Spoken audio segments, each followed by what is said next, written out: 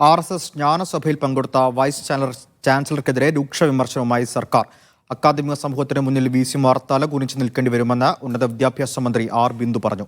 RSS പരിപാടിയിൽ പങ്കെടുത്ത വിസിമാർ സ്ഥാനത്തിരിക്കാൻ യോഗ്യരല്ലെന്ന് മന്ത്രി വി ശിവൻകുട്ടി പ്രതികരിച്ചു. സർക്കാർ ലിസ്റ്റിൽ നിന്ന് നിയമിക്കപ്പെട്ട KUFOS VC doctor A Bijukumar പരിപാടിയിൽ പങ്കെടുത്തത് സർക്കാരിന് തിരിച്ചടിയായി. എതിർപ്പ് അവഗണിച്ച് കേരള, കണ്ണൂർ വിസിമാർ ഇന്നും ജ്ഞാനസഭയിലെത്തി.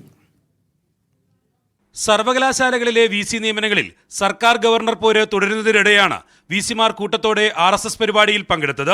കേരള, കണ്ണൂർ, കാലിക്കറ്റ് ആരോഗ്യ സർവകലാശാല വിസിമാർ ജ്ഞാനസഭയിൽ പങ്കെടുക്കുമെന്ന് അറിയാമായിരുന്നെങ്കിലും സർക്കാർ ലിസ്റ്റിൽ നിന്നും കുഫോസ് വിസിയായ ഡോക്ടർ ബിജുകുമാർ പരിപാടിയിൽ പങ്കെടുത്തതും സർക്കാരിനെ പ്രതിരോധത്തിലാക്കി. ഇതോടെയാണ് വിസിമാർക്കെതിരായ നിലപാട് സർക്കാർ കടുപ്പിച്ചത്. അക്കാദമിക് സമൂഹത്തിന് മുന്നിൽ ഭാവിയിൽ വിസിമാർ തലകുനിച്ച് നിൽക്കേണ്ടി വരുമെന്നായിരുന്നു ഉന്നത വിദ്യാഭ്യാസ മന്ത്രി ആർ ബിന്ദുവിന്റെ പ്രതികരണം. വിസിമാരെ ഭീഷണിപ്പെടുത്തിയാണ് ഗവർണർ സമ്മേളനത്തിൽ പങ്കെടുപ്പിച്ചതെന്ന് മന്ത്രി വി ശിവൻകുട്ടി വിമർശനം കടുപ്പിച്ചു.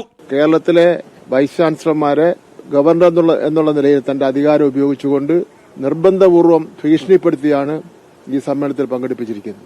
മന്ത്രി ആർ ബിന്ദു നേരിട്ട് സമവായ നീക്കം നടത്തിയിട്ടും കേരള സർവകലാശാലയിലെ പ്രതിസന്ധി പരിഹരിക്കാൻ കഴിഞ്ഞിട്ടില്ല. VC മോഹനൻ കുന്നുമ്മൽ വിട്ടുവീഴ്ചയ്ക്ക് തയ്യാറാകാത്തതാണ് പ്രശ്നപരിഹാരം നീണ്ടുപോകാൻ കാരണം. VCയോട് ഒരു വിട്ടുവീഴ്ചയും വേണ്ടെന്നാണ് സിൻഡിക്കേറ്റിന്റെയും തീരുമാനം. മീഡിയ 1 തിരുവനന്തപുരം.